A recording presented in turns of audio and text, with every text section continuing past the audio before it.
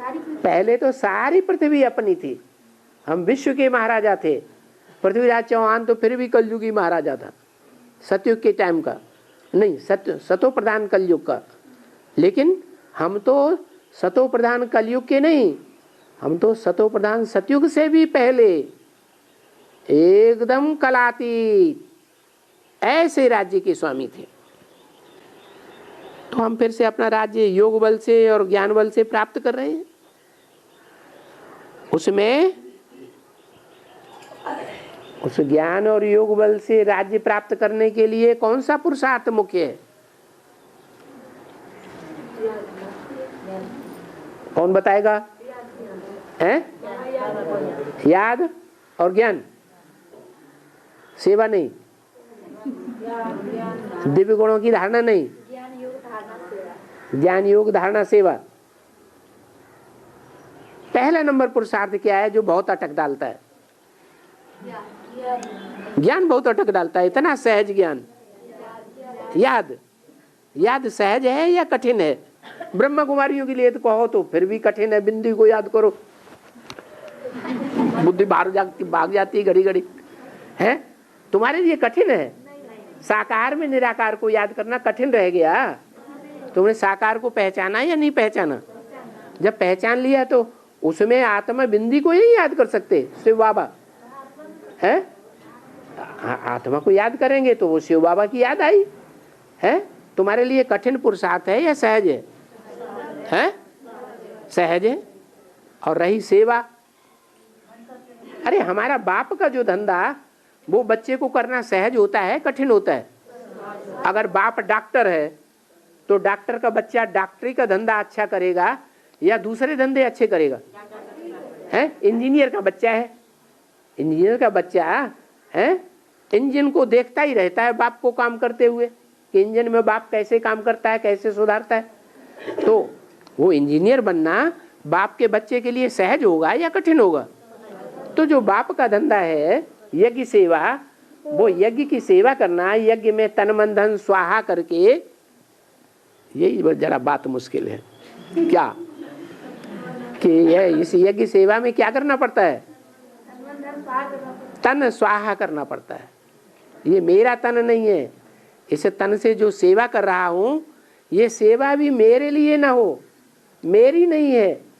मैं इस रथ की सेवा के लिए नहीं कर रहा हूँ, मैं शिव बाबा के बच्चों के लिए सेवा कर रहा हूँ। विश्व के सभी प्राणी जो बाप के बच्चे हैं उनके लिए सेवा कर रहा हूँ। कभी स्वार्थ भाव नहीं आए कि मैं इसकी सेवा कर रहा हूँ, ये बड़ा साहूकार आदमी है, कल ये मुझे बहुत पैसे दे देगा, उस पैसे से मैं सेंटर बनाऊंगा, मेरा बहुत मान होगा।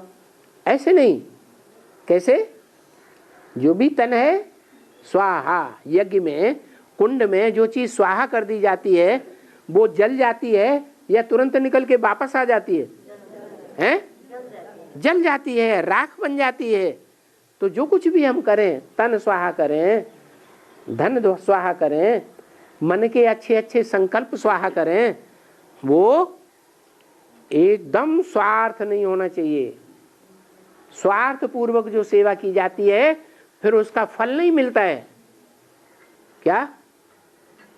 अपनी जो स्वार्थ युक्त कामनाएं हैं उनकी पूर्ति कौन करेगा? है भगवान स्वार्थ की कामनाओं की पूर्ति करेगा।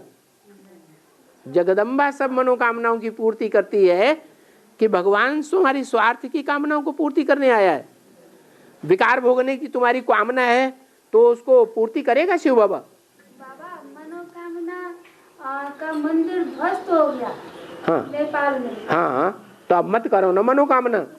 मन अच्छी चीज है या बुद्धि अच्छी चीज है? मन की कामना करनी चाहिए या बुद्धि बताती है कि ये कामना अच्छी नहीं है, ये कामना खराब है। तो मन के आधार पर चलना है या बुद्धि के आधार पर चलना है? बुद्धि के आधार पर चलना है। हाँ, तो मनोकामना नहीं। हाँ, बुद्धि के आधार पर अच्छी अच्छी कामनाएं करना है ज्ञान युक्त। तो स्वाहा करना है। उस स्वाहा करने के कार्य में मुख्य है पवित्रता। क्या? पवित्रता। मना तन भी पवित्र रहे। हैं, मान लो बांधेली माताएं हैं, अब उन्होंने तो तन अर्पण कर दिया, पंडित जी के सामने प्रतिज्ञा ले ली कि तन इसको सौंप दिया, और 200-400 आदमियों को ने भी साक्षी बन करके देख लिया कि इनके सामने मैंने एग्रीमेंट किया, तो तन अर्पण करना है या नहीं करना है, या झूठा बन जाना? अरे बताओ जल्दी। बाबा तन पर तो अपना कंट्रोल नहीं है, लेकिन मन पर तो अपना कंट्रोल। ये रही ना बात। माना हमारी आत्मा को शुद्ध करके परमधाम ले जाना है या तन को शुद्ध करके ले जाना है? हाँ, मन जो है ना, वो मन को शुद्ध करना है।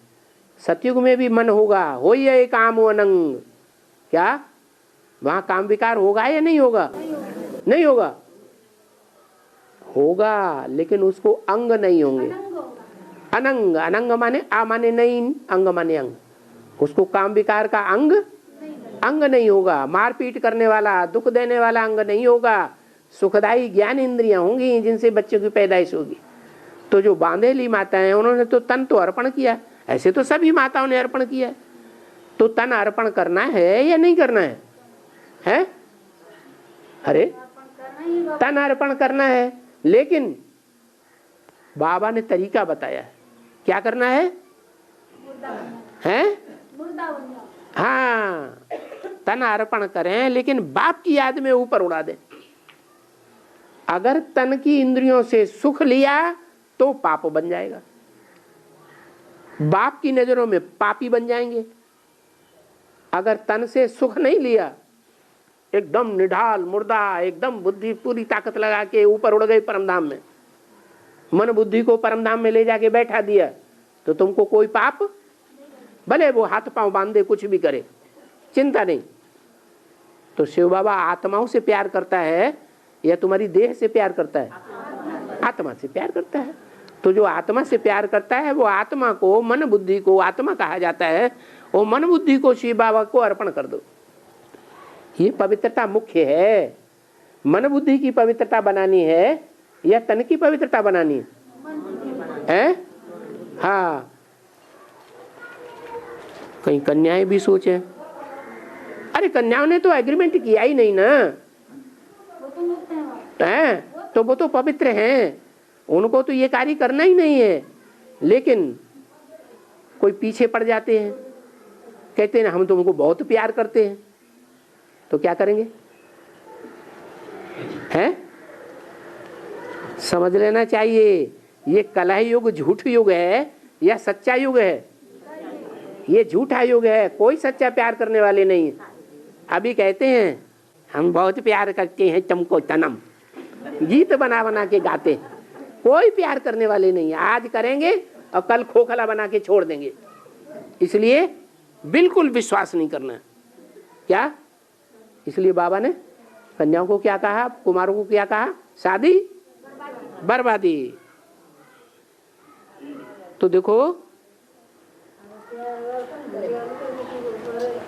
अभी तुम योग और ज्ञान बल से प्राप्त कर रहे हो, लेकिन उस बल में भी पवित्रता का बल मुख्य है। यूं कि कोई भी अपवित्र मुक्ति और जीवन मुक्ति धाम में जा नहीं सकते हैं। क्या?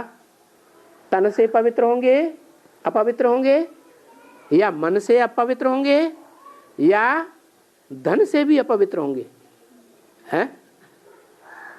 धन से अपवित्र कैसे हुआ जाता है? हैं? अरे किसी का धन लेंगे,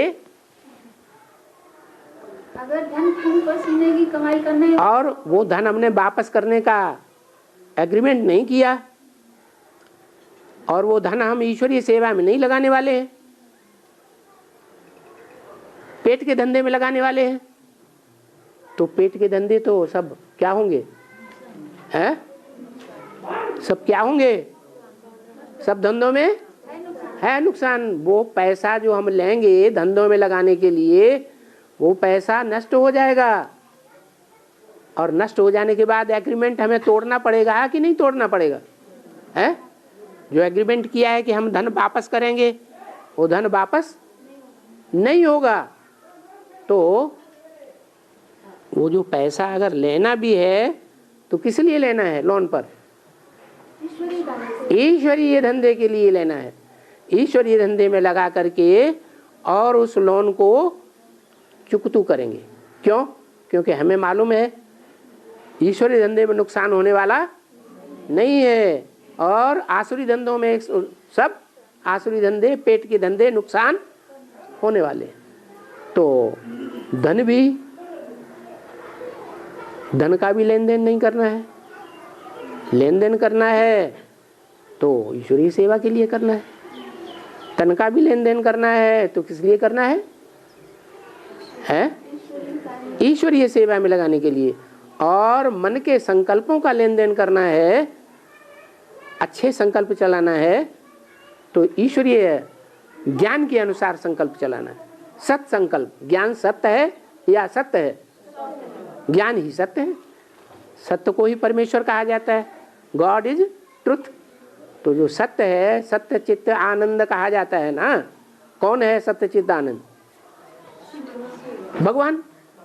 तो जो सत्य संकल्प हैं, ज्ञान युक्त संकल्प हैं, वो ईश्वरीय सेवा में लगाना। तो बोला कोई भी अपवित्र मुक्ति और जो मुक्ति धाम में नहीं जा सकते हैं। तुम जानते हो कि हमको जाना है जीवन मुक्ति धाम में, वाया मुक्ति धाम। मुक्ति लेकर के फिर हमको जीवन मुक्ति में जाना है। मुक्ति काहे से लेनी है? मुक्ति माने छुटकारा। काहे से मुक्ति लेनी है? सिर्फ पति से, सिर्फ बच्चे जो दुखदाई हैं, बिच्छू टिंडन पैदा हुए उनसे नहीं। उनसे बड़ा दुखदाई तो ये तन है। क्या? 5 तत्वों से बना हुआ जो दुखदाई तन है। कौन कौन से 5 तत्व है?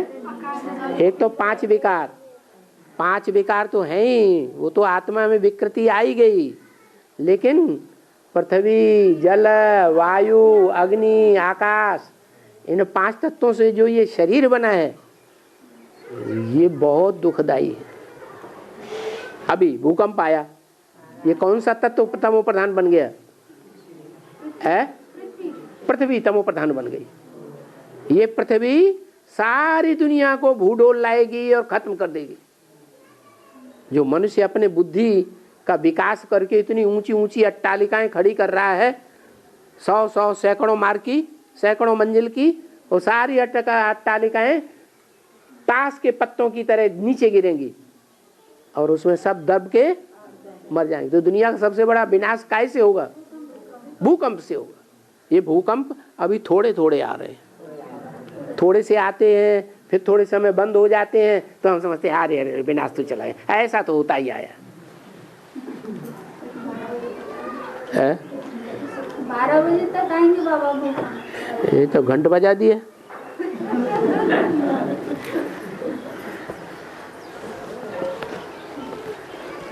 क्या नाम? भर अथवा भर बर हथवा।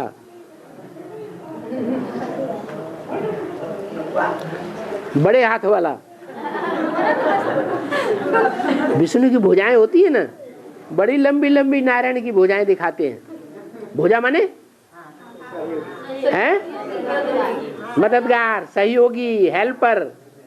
माना भर अथवा गीता पाठशाला में जो सहयोगी हैं वो बड़े बड़े सहयोगी हैं या छोटे मोटे हैं? सब बड़े बड़े सहयोगी हैं, छोटे मोटे सहयोगी नहीं। माने विष्णु की भुजाएं हैं, लक्ष्मी नारायण की भुजाएं हैं। इनसे बड़े तो सहयोगी दुनिया में कोई होते नहीं। अर्जुन का क्या नाम रखा है गीता में? है? ना, भुजाओं के संबंध में कोई नाम रखा है? महाबाहु। महाबाहु का मतलब क्या हुआ? जिसकी लंबी लंबी भुजाएं हैं, बड़ी बड़ी भुजाएं हैं। तो अर्जुन की क्या बड़ी बड़ी भुजाएं थी? हैं? बड़े बड़े उसकी सेना में सहयोगी थे, जन्म जन्मांतर के सहयोगी, सिपह सालार, सेनापति, महामंत्री, मंत्री, बड़े बड़े सहयोगी। तो राजा बनना है ना, तो राजा अकेला राज्य करता है या सहयोगी भी चाहिए? हैं?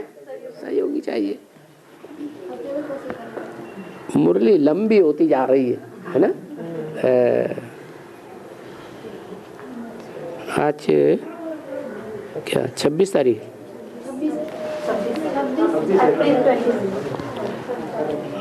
26। यहाँ की माताएं तो अंग्रेजी भी जानती हैं।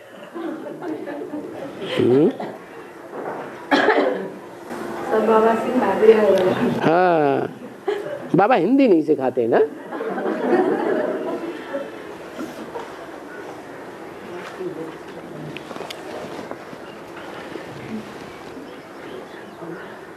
नेपाल में कन्याओं माताओं को पहनावा ओढ़ावा में और चाल चलन में दुनिया के हिसाब से विदेशियों का ज़्यादा असर हो रहा है या भारतीय परंपराओं का ज़्यादा असर हो रहा है? विदेशियों को बहुत असर हो रहा है। इसलिए बाबा ने पूछा, क्या माताएं अंग्रेजी ज़्यादा जानती हैं? नहीं, बाबा ने तो मना नहीं किया है अंग्रेजी मानने के लिए, जानने के लिए। बाबा ने कहा इंटरनेशनल भाषा है, इसे भाषा तो ज़्यादा से ज़्यादा जाननी, लेकिन अंग्रेजों की और कोई बात स्वीकार नहीं करनी है। क्या? सिवाय भाषा के। भाषा सीखना अच्छी बात है, हिंदी भी सीखना है, वो तो बाप की भाषा। बड़ा हथवा अंग्रेजी में लिखेंगे तो बड़ा हो जाएगा ना, आर हो जाएगा ना, वो अड़ा पड़ा जाता है। अंग्रेजी में आर को रा लिखा जाता है, आर लिखा जाता है, लेकिन रड़ा पढ़ते हैं।